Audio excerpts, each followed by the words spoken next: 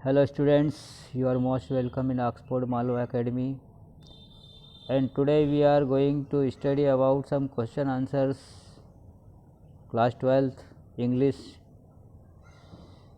chapter number 5 our casuarina tree. Okay students, आज हम लोग कुछ क्वेश्चन आंसर पढ़ने वाले हैं चैप्टर नंबर 5 के आवर कैजुरेना ट्री के, जो कि तोरू दत्त के द्वारा लिखा गया है। इस पोएम में तोरू दत्त जो है उस कैजुरेना ट्री की तारीफ़ करती है, जैसे कि हमने पोएम में पढ़ा था। हम यहाँ पर कुछ क्वेश्चन आंसर जो सिलेक्टेड क्वेश्चन आंसर हैं इनके वो आज करेंगे हम लोग, ठीक है।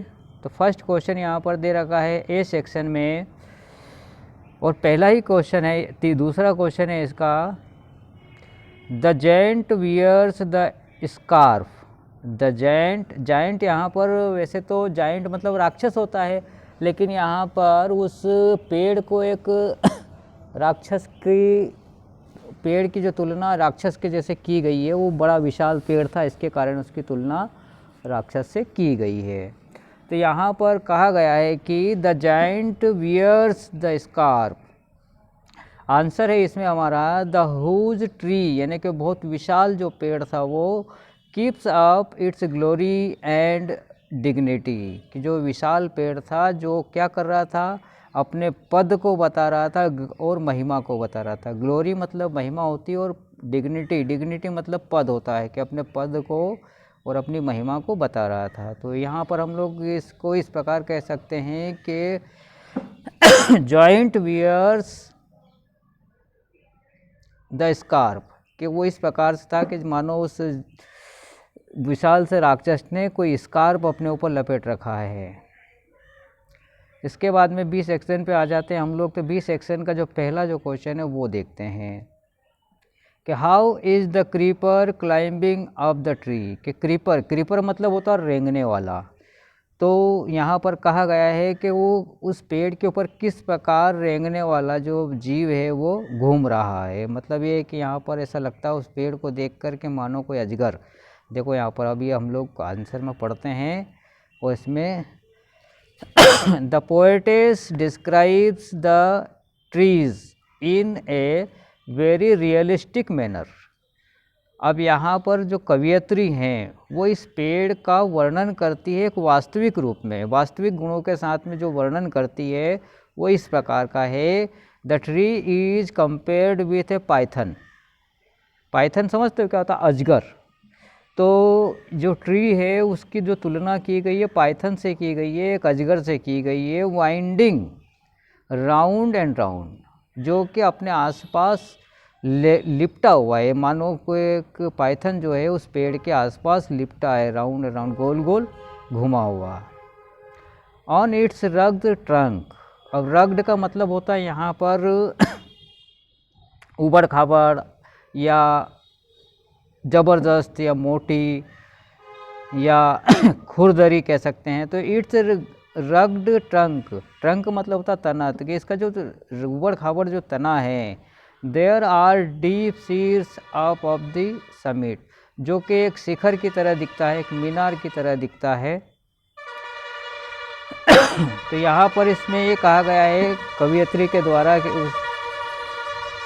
उसने जो तुलना की गई है उसके द्वारा, उसकी एक पाइथन के द्वारा की गई है, और दूसरा उसने उसको एक उबड़ खाबड़ ट्रंक माना, तना, उसके तने को उबड़ खाबड़ माना है, और उसके जो डीप सीयर्स और समिट, और उसको एक शिखर की तरह माना है उस पेड़ को। तो इन शॉर्ट में यदि हम कहें तो कवियत्री यहाँ पर उसको एक अजगर मानती है, विशालकाय जाइंट मानती है, राक्षस मानती है, और अपने उसके पद को वो बताती है। और ऐसा लगता है जैसे मानो कोई अजगर उसके आसपास लिपटा हुआ है उस पेड़ के आसपास, और उसने स्कार्फ डाले हुए हैं। तो इस प्रकार से यहाँ पर वो उसके शिखर को, उस पेड़ की महिमा को बताती है कि कैसे एक क्रीपर जो है वहाँ पर रेंग रहा है। नेक्स्ट क्वेश्चन में है how does giant tree wears the scarf. अब यहाँ पर कि वो जो जाइंट ट्री है, वो जो विशालकाय पेड़ है, वो स्कार्फ कैसे पहनता है। अब पहनना मतलब क्या, पहनना स्कार्फ मतलब गुलूबंद या रुमाल कह सकते हैं हम लोग, या गले में लपेटने वाला कपड़ा जिसको हम बोलते हैं वो।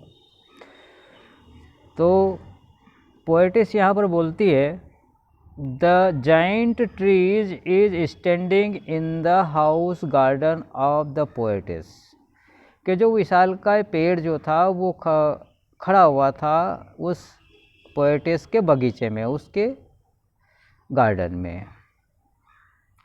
It stands like a giant, वो उसके बगीचे में खड़ा था एक विशालकाय राक्षस की तरह या विशाल दानव की तरह खड़ा हुआ था। It grows very high up in the sky, वह बहुत ज़्यादा ऊंचा हो मतलब कि बढ़ता था उसके आकाश में, यानी कि एक तरह से आकाश में पहुंच गया, इतना बड़ा विशाल था वो पेड़। Its branches appear to be like scarf at the top sitting in a gallant way. अब यहाँ पर उसकी जो शाखाएं थी वो ऐसे प्रकट होती थी जैसे मान लो कोई स्कार्फ उसने पहन रखा है। Eight the top sitting A Gallant, एक वॉरियर, एक योद्धा ने, गैलेंट वे मतलब कि एक बहादुरी वाले तरीके को कह सकते हैं हम लोग, जो वहाँ पर बैठा हुआ था वह टॉप पर उसके ऊपर, तो वो ऐसे लगता था मानो उसने स्कार्फ पहन रखा है। विथ इट पोजिशन या विथ इट स्कार्फ, ये विथ इट स्कार्फ, इस स्कार्फ के साथ द पोएट मीन्स टू से। अब यहाँ पर इस स्कार्फ से कवि का कहने का मतलब है कि it keeps up it's dignity, कि वह उसके पद को बताता है, एंड हाई पोजीशन, और उसकी ऊंची स्थिति को बताता है।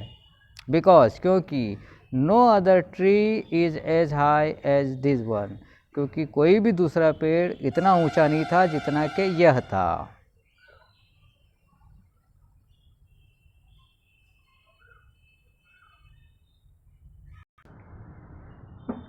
नेक्स्ट जो क्वेश्चन है हमारा, उसमें यहाँ पर कहा गया है कि what does the poetess see, कवियत्री क्या देखती है, when she open her window in winter morn, यानी कि जब वो शीत ऋतु की सुबह को जब अपनी खिड़की को खोलती है तब वह क्या देखती है। तो आंसर में यहाँ पर कहा गया है the tree gives delight to the poetess in many ways, कि पेड़ जो है प्रसन्नता देता है कवियत्री को कई तरीके से।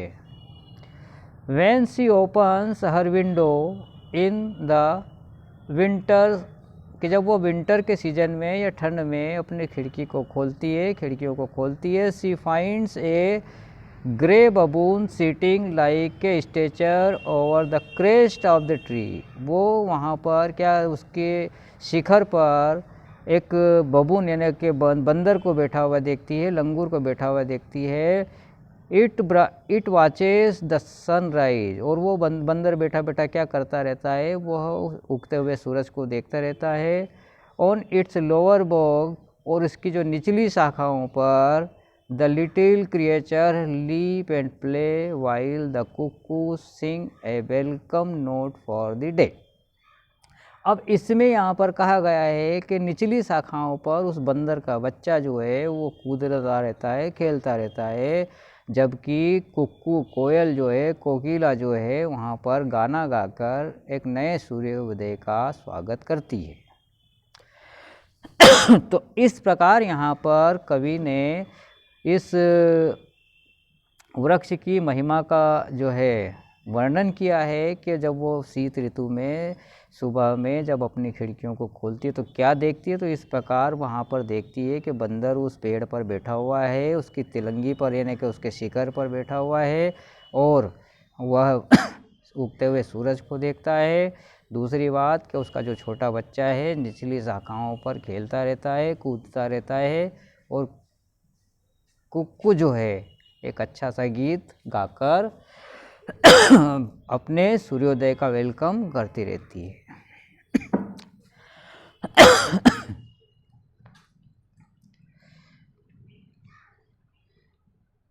नेक्स्ट क्वेश्चन जो है हमारा है एक्सप्लेन करना अपने को। Explain unknown at well known, यहाँ पर वर्णन करना है कि अननोन अनजाना और वेल नोन यानी जाना पहचाना, इन दोनों के बीच में आपको बताना है कि किस प्रकार वो हाउ